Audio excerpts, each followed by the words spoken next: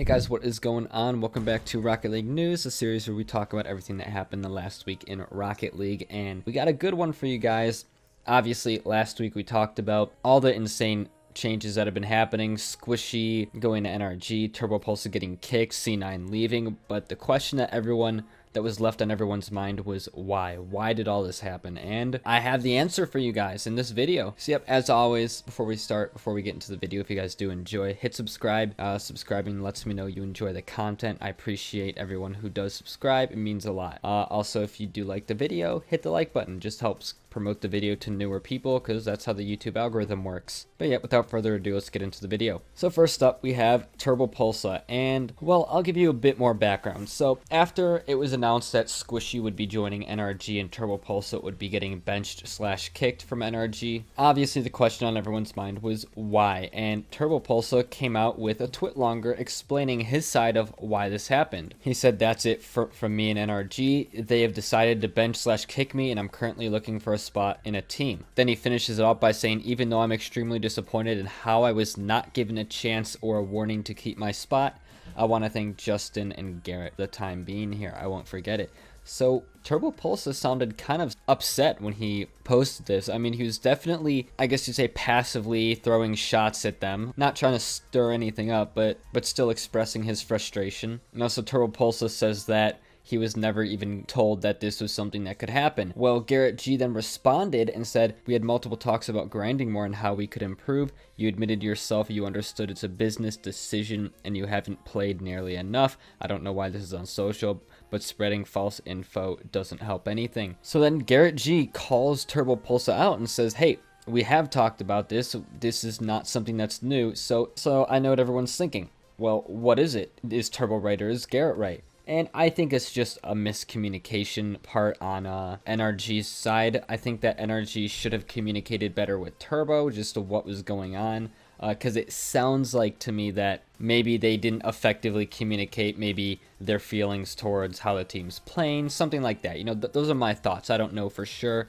But it definitely sounds like a communication error or a communication issue because both parties thought something different. But then after that, Garrett G comes out with a tweet longer and basically just says, "I want to give a thank you to Turbopulsa for the past year," talks about how they're close friends, he loved having him as a teammate, and then that unfortunately sometimes a roster change is in the best interest for everyone involved. Sounds like they're on good terms. There's no hurt feelings between Turbopulsa and Garrett G or the whole NRG organization. You know, it was just a little bit of a misunderstanding, it seemed. Turbopulsa, you can see why he would be frustrated at the beginning, but they talked it out now and they're good. Everything's all good. And yeah, that's what happened with Turbo. And then next up we have why Cloud9 left. Okay, well, what happened? Why did Cloud9 leave? Obviously, with the esports orgs sending in their letter of grievances to Psyonix, we all had kind of an idea as to why Cloud9 left, but this just confirms it. The CEO, and I put up on screen, I quote, he said, "I love Rocket League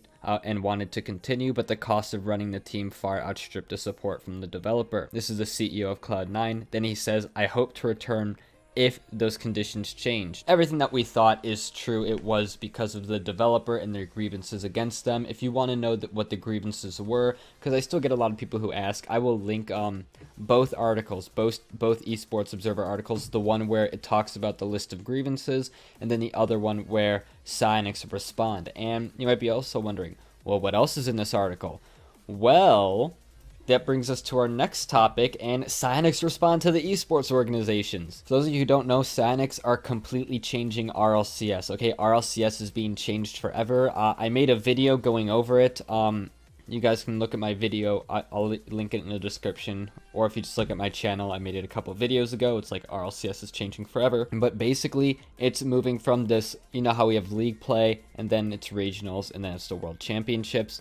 Well, now it's changing, and it's going to be an open circuit system, meaning you get points depending on how you play, and whoever has the most points by the end ends up moving on. And there's a lot to cover. This is huge, by the way. I mean, RLCS Season 10 is changing forever, okay? I will link you to this article. You guys, if you are interested in RLCS, you must read this, or you must at least watch my video on it where I go over it. There still are things that we don't completely understand yet, and Psyonix will get that out to us in the future. But here's basically a diagram of the new format. This is what it's going to look like. It'll make more sense once you read the article, but obviously this video isn't solely about that. I made an entire video going over the article, and this diagram should help you guys kind of understand the new RLCS format. But yeah, RLCS Season 10, the old league play format, that's gone, okay? That is completely gone. And then next up in the news, another one from Psyonix, and it's a message to our community. So I'll start off by saying, I'll preface, obviously, a lot of shit's been going down in the world right now. Well, in America, I'm talking about. If you don't live in America, we've been dealing with a lot. Besides the virus outbreak, we've had a bunch of awful things going on. Now there's a bunch of Black Lives Matter protests going around America. That's just for those of you who maybe don't live in America and don't know what's going on. But it's a pretty big thing going on in America right now, and Psyonix have actually come out and made a statement. It just says that the last few weeks have led to many conversations inside Psyonix and Epic, and have highlighted the extraordinary challenges still faced by people of color, and in particular the Black community in America and around the world.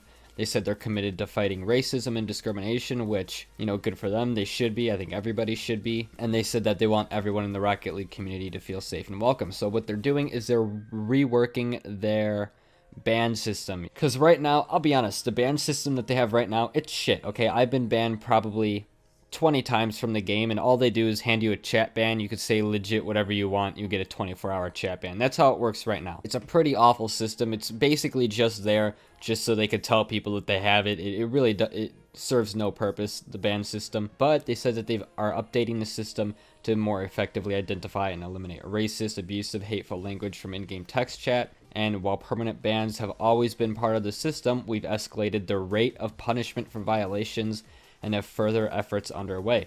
But it looks like just the whole system's being reworked, and yeah, that's pretty much it from Psyonix. Then next up we have Lethamyr, and Lethamyr is no longer a coach. He left Mousesports, and he came out with this tweet longer explaining, and I'll go over it. Lethamyr says, "It's been a wonderful 9 months working alongside the players of Mousesports, and I've really enjoyed learning more about the coaching role of a team." He goes on to thank the players that he had coached. And then he announces that he's leaving his coaching role on his own terms, and he wishes the team the best of luck going forward. What he said was that the reasoning is that he's taken on too much as an individual, and that he'd like to focus more on his content streams and map making. So everyone said, okay, we respect your decision, blah, blah, blah, and end of story. And well, as you guys should know by now, it's never the end of the story. Then we get this tweet from ShiftRL that says, after the departure of Cloud9 from Rocket League Esports, Mousesports are rumored to be following suit regardless of their team's placement in the Euro Cup 10K. It wouldn't be fair for me to say right now that Mousesports is definitely leaving.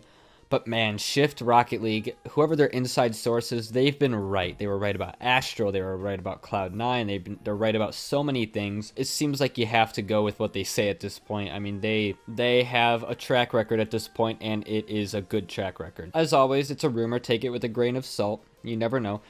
But why am I sharing this? Well, yes, because it is news that Mousesports are rumored to be leaving, but now a lot of people think, well, is that really why Lethamyr left? Maybe Lethamyr knows that Mousesports are leaving, and obviously he can't say that Mousesports are leaving ahead of time, so it has a lot more credibility to it, because right as this came out, Lethamyr ended up leaving Mousesports, so a lot of people think that, Lethamyr probably knew this was going to happen, and, it could just be a total coincidence, but who knows? Man, it's just kind of scary to think about all these orgs leaving. And I'm about to go off on a rant here. I'll timestamp when my rant's about to be, when it's going to be over, in case you want to skip it. But I'm really glad that Psyonix decided to come up with the new RLCS format, because it is a lot better. There's going to be a lot more events, more LANs, more monetization options for the orgs, which is what they wanted to. They'll have better communication because orgs will know way ahead of time when events are. I really like the new format that I mentioned earlier. Again, if you don't know the new RLCS format, go watch my video on it, or go look and just read the article yourself. I mean, you could read the article faster than my video, honestly.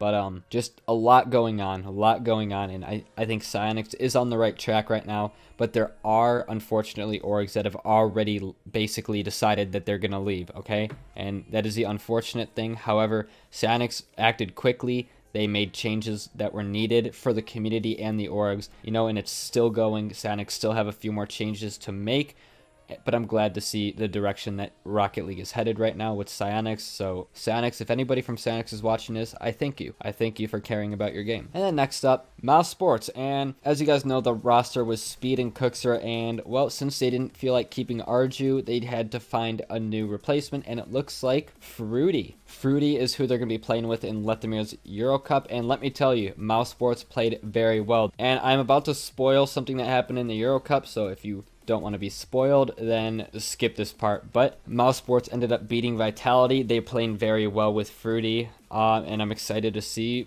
just kind of what happens from here with this roster. And then to end off the news, we have 2 tournaments going on right now. We have Codename Covert, and we also have the Euro Cup, sponsored by Lethamyr. So we're going to go over it. Just what's happening so far. So the results are not in for the Euro Cup. However, I will put on screen the teams that made it for the Codename Covert and for the Euro Cup. First, for Codename Covert, the ones who made it to the playoffs are E United, Loco, Space Station Infinity, NRG, Team Envy, Rogue, and Mirage. And then for Europe, we have who made it to the playoffs in the Euro Cup. It's Vitality, Dignitas, Mousesports, Barcelona, Giants, Oxygen, Team BDS, and Monkeys. Giants are the old RCD Espanyol, by the way, Steak, Tox, and Zamoy. And then Monkeys is Taz, Matane, and Ixo. So, and yeah, those are the people who made it, and we're gonna see what happens from here. I'm excited to see. And yeah, with that said, that is everything that's going on in Rocket League.